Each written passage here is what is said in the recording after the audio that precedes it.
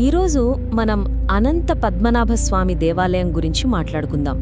దాని చరిత్ర, అపార సంపద, ఇంకా ఆ రహస్యాలు కొంచెం లోతుగా ఓ కొత్త కోణంలో చూద్దాం. నమస్కారం. అవును, ఈ ఆలయ మూలాల గురించి చూస్తేనే అంటే పురాణ గాథలు, చారిత్రక ఆధారాలు రెండూ కలిసిపోయిన తీరు చాలా ఆసక్తికరంగా ఉంటుంది కదా. నిజమే. ఒకవైపు చూడండి, విల్వమంగళతు స్వామియార్ కథనం, విష్ణువు చిన్న పిల్లాడిలా కనిపించడం, ఆ తర్వాత ఒక చెట్లో మాయమైపోవడం, తర్వాత స్వామి కోరిక మీద విగ్రహం చిన్నగా అవడం. అదంతా వింటుంటేనే ఏదో తెలియని భక్తిభావం కలుగుతుంది.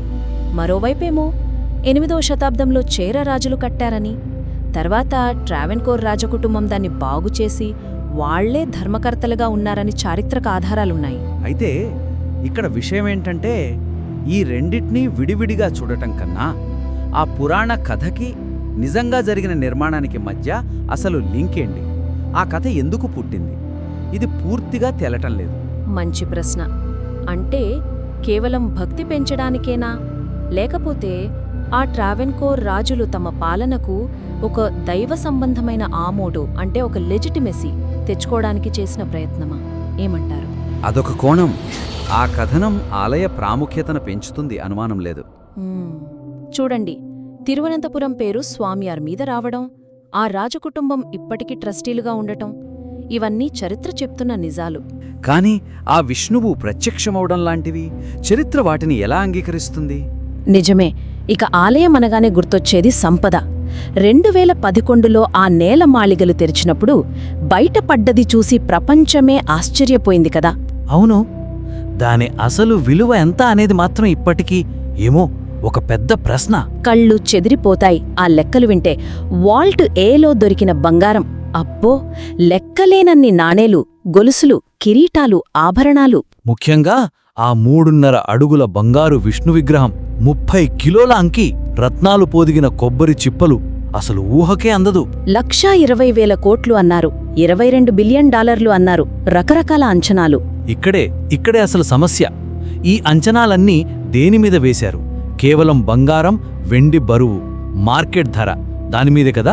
అవును, కాని ఆలోచించండి, అవి మామూలు లోహం ముద్దలు కావు కదా, వందల వేల ఏళ్ల నాటివి. వాటికున్న ఆ పురాతన విలువ, అంటే యాంటిక్ వాల్యూ, దాన్నెలా కడతారు?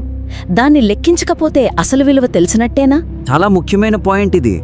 వాటి అసలు విలువ డబ్బుతో కొలవలేనిది. అవే కాలం నాటివి, ఏ రాజుల కాలంలోవే. వాటి మీదున్న ఆ పనితనం, కళా నైపుణ్యం. ఉదాహరణకు రోమన్ నాణేలు దొరికాయంటున్నారు. అదే, అంటే ఆ కాలంలోనే రోమ్తో మనకు సంబంధాలున్నాయన్నమాట.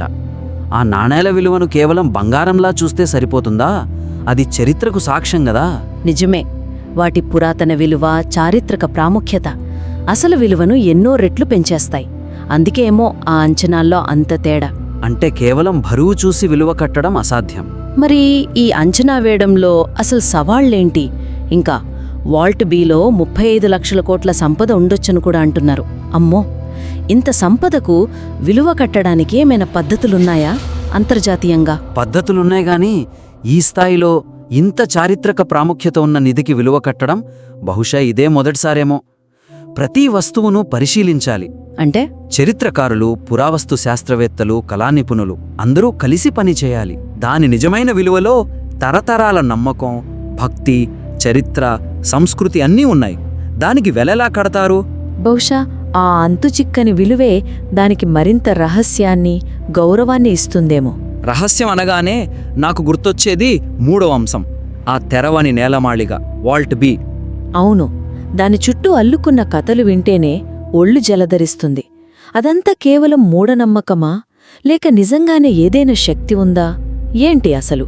వాల్ట్ బీ వ్యవహారం నిజంగా ఒక చిక్కుముడి. దానికి తాళాలు లేవని, నాగబంధనం అనే పద్ధతితో మూశారని నమ్ముతారు. నాగబంధనం అంటే? అది కేవలం మంత్రం కాదట, శబ్ద తరంగాల ఆధారంగా పనిచేసే ఒక పురాతనమైన, చాలా సంక్లిష్టమైన భద్రతా వ్యవస్థ అని కొందరంటారు. అథర్వణ వేదంలో దీని గురించి ఉందట. అవునా? దాన్ని తెరవాలంటే గరుడ మంత్రం ఒకటే మార్గమని, అది కూడా సరైన శృతిలో పద్ధతిగా చెప్పాలని, లేదంటే ప్రమాదమని అంటారు. ఈ విద్య నలందాలో నేర్పేవారని కూడా అంటారు. వినడానికి చాలా ఆసక్తికరంగా ఉంది. కానీ అదే సమయంలో దాన్ని తెరవడానికి ప్రయత్నించినప్పుడు కొన్ని దురదృష్టకర సంఘటనలు జరిగాయని కూడా గట్టిగా వినిపిస్తోంది కదా. అవును, కమిటీ సభ్యురాలి తల్లి చనిపోవడం, కేసు వేసిన పిటిషనర్ సుందర్రాజన్ అనుమానాస్పదంగా మరణించడం, ఆ తర్వాత కేరళలో పెద్ద వరదలు రావడం, వీటన్నిటినీ నాగబంధన ప్రభావం అంటున్నారు. సుప్రీంకోర్టు కూడా అందుకే ప్రస్తుతానికి తెరవద్దు అని చెప్పిందని విన్నాను. ఆ గది లోపల నుంచి పాముల బూసలు, సముద్రపు ఘోష లాంటి శబ్దాలొస్తాయని కూడా అంటారు. నిజమో కాదో? ఇక్కడే అసలు ప్రశ్న. ఈ నాగబంధనం నిజమా, అతీత శక్తా, లేక మనం ఊహకందని పాత టెక్నాలజీనా? అదే టెక్నాలజీ అయితే ఆ సౌండ్ లాక్ ఎలా పనిచేస్తుంది? గరుడ మంత్రం అంటే ఒక పాస్వర్డ్ లాంటిదా? జరిగిన సంఘటనలు అవి కేవలం యాదృచ్ఛికమా, లేక నిజంగా సంబంధముందా? అంటే ఇది పూర్తిగా నమ్మకం, భయం, శాస్త్రీయ ఊహాగానాలు, ప్రాక్టికల్ సెక్యూరిటీ కారణాలు అన్నీ కలిసిన ఒక సంక్లిష్టమైన వ్యవహారంలా కనిపిస్తోంది. బహుశా ఆ గదిని ఎప్పటికీ తెరవకూడదనే ఉద్దేశ్యంతోనే అప్పటివాళ్లు ఇలాంటి భయం కలిగించే కథలు ప్రచారం చేశారంటారా? అది కూడా ఒక బలమైన అవకాశం. నాగబంధనం అనేది భౌతికమైన అడ్డంకి కావచ్చు, కానీ దాని చుట్టూ ఉన్న భయం, శాపం గురించిన నమ్మకాలు అవి మానసికంగా అడ్డుకుంటున్నాయి. అంటే ఫిజికల్ లాక్తో పాటు సైకలాజికల్ లాక్ కూడా. శబ్ద తరంగాల మెకానిజం అనడం దానికి సైంటిఫిక్ టచ్ ఇవ్వడం లాంటిది. అశుభాలు జరుగుతాయనడం భయాన్ని పెంచడం లాంటిది. అవును, ఈ రెండిటి కలయిక వల్లేమో వాల్ట్ బి ఇంతకాలం రహస్యంగా ఉండిపోయింది.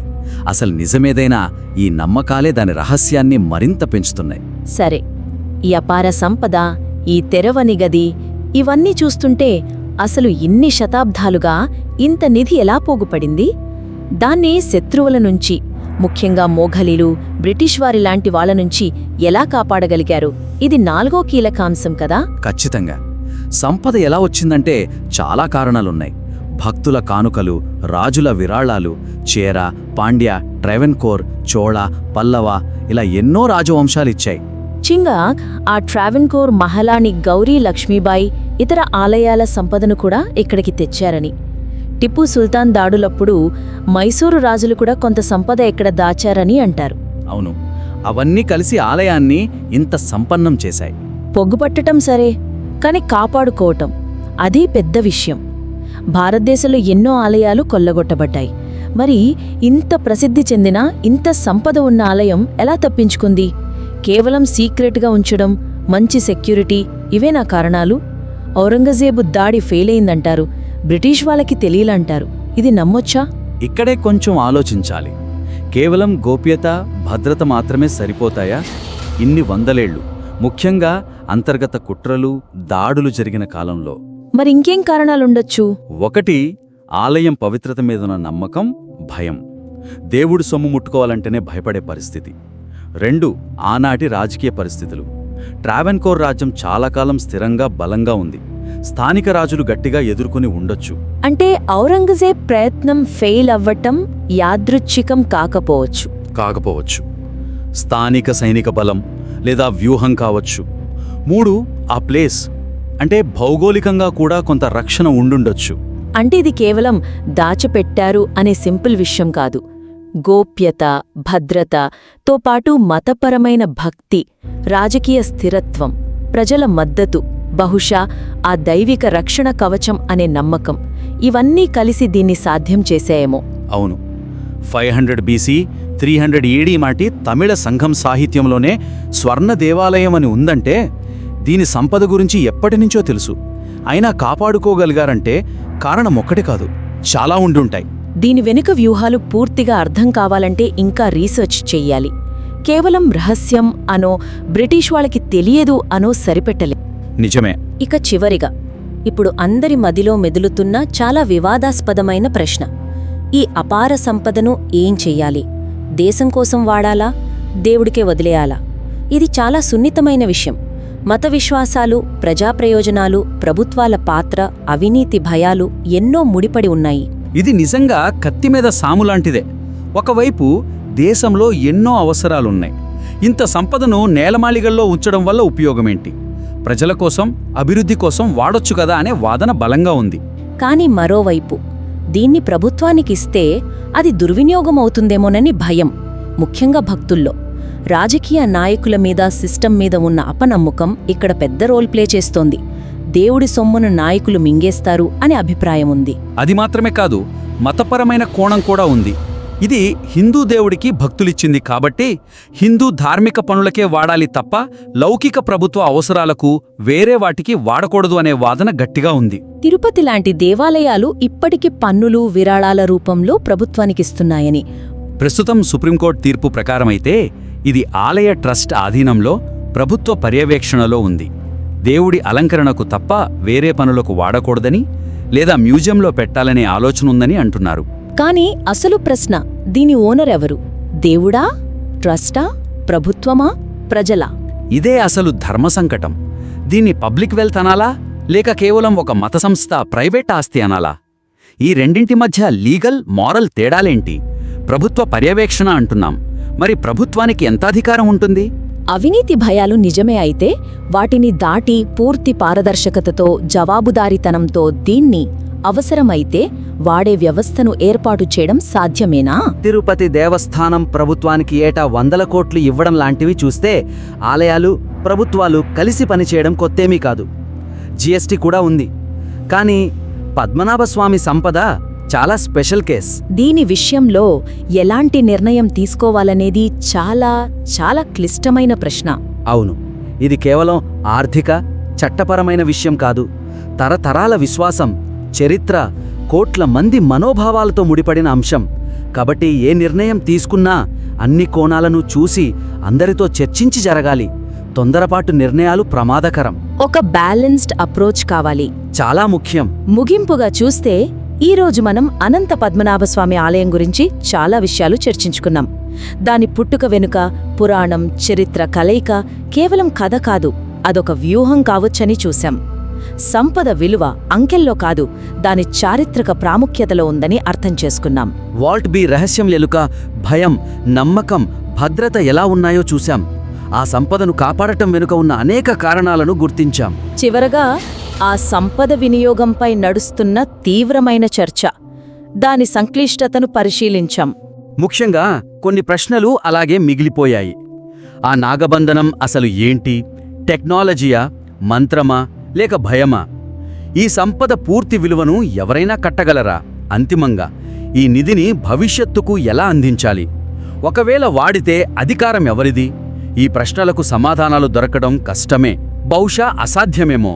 ఈ అంశాలపై మీ అభిప్రాయాలు, విశ్లేషణలు ఏమైనా ఉంటే మాతో పంచుకోండి.